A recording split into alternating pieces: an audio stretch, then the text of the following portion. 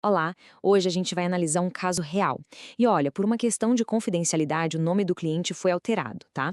Mas a história e os números, esses são totalmente autênticos. Vamos lá. Pois é, esse era exatamente o dilema que o advogado desse caso estava enfrentando. Sabe aquela situação que dá uma angústia enorme, aquela sensação de que o caso está assim, desmoronando? E não por falta de direito, mas pela falta da prova certa? A história é do José, que trabalhou de 2009 a 2020 na mesma empresa. Mês a mês, como manda a lei, ele via parte do esforço dele ser depositado na conta do fundo de garantia. Aquela poupança forçada, sabe? Uma segurança para o futuro, ou pelo menos era o que deveria ser. E aí, depois de mais de uma década de trabalho, na hora de consultar o extrato, veio o choque.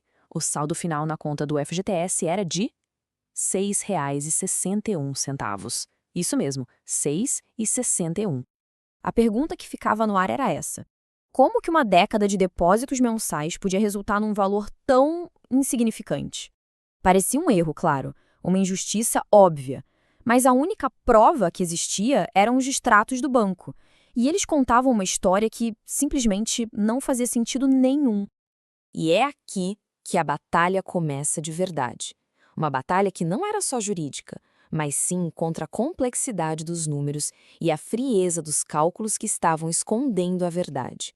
Olha, o advogado do José, ele tinha tese. Ele sabia que tinha alguma coisa muito errada ali. Mas como provar? Pensa na cena. Ele de frente para uma muralha de extratos, taxas, juros. Aquele medo, sabe? O medo de perder a causa por um detalhe técnico era real. A convicção no direito existia, claro, mas faltava aquilo que o processo entende, né? A prova numérica.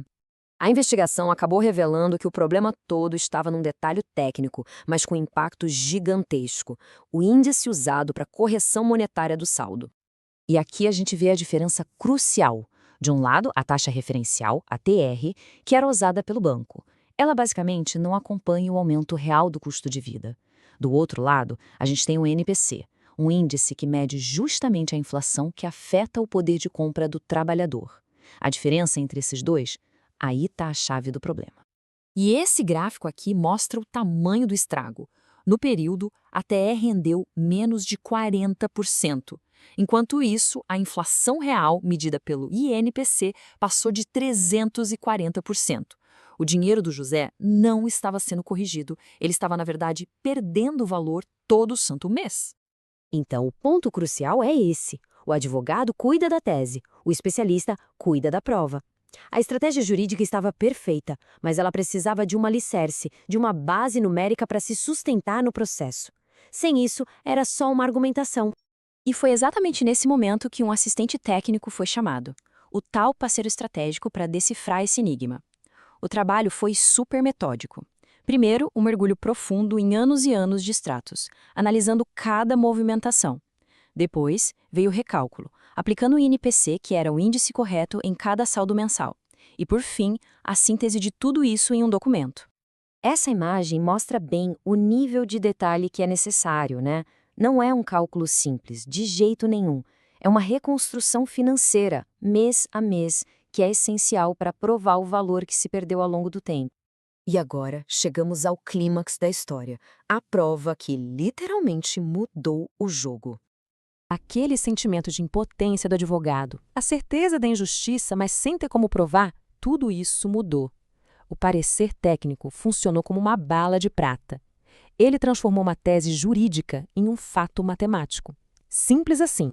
E aqui está ele, o número que mudou o rumo de todo o processo: R$ 18.551,03.